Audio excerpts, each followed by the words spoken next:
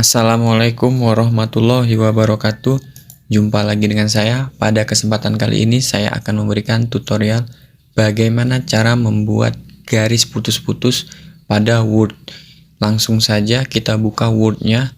Sini saya menggunakan Word versi 2016. Untuk langkah-langkahnya kita bisa mengklik insert ini, kemudian kita pilih shape paste nih, shapes.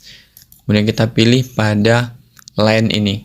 Kita pilih line ini, kemudian kita klik di sini. Kemudian kita tambahkan klik save ini, kemudian kita tarik ke kanan. Nah, ini. Jadi dia lurus, tidak belok-belok. Kalau kita tidak menggunakan tombol shift tadi, dia jadinya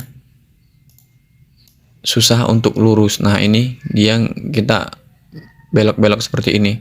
Nah, inilah guna tombol shift tadi untuk membuat dia garis lurus ini. Nah, untuk membuat garis putus-putusnya, langkah-langkahnya kita bisa memilih pada menu shape outline ini.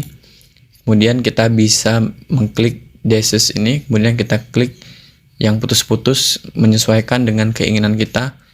Misalkan ini kita gunakan ini, dash ini, dia jadi garis putus-putus ini.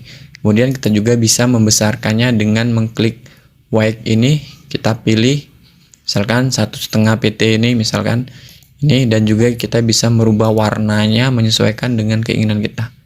Misalnya kita menggunakan warna merah. Nah, ini. Nah, inilah cara untuk membuat garis putus-putus dan dia lurus ke kanan tanpa mencong-mencong atau tidak lurus seperti yang di bawah ini. Demikianlah tutorial ini, semoga bermanfaat. Jangan lupa klik like, subscribe, dan komen. Semoga bisa membantu. Saya akhiri. Wassalamualaikum warahmatullahi wabarakatuh.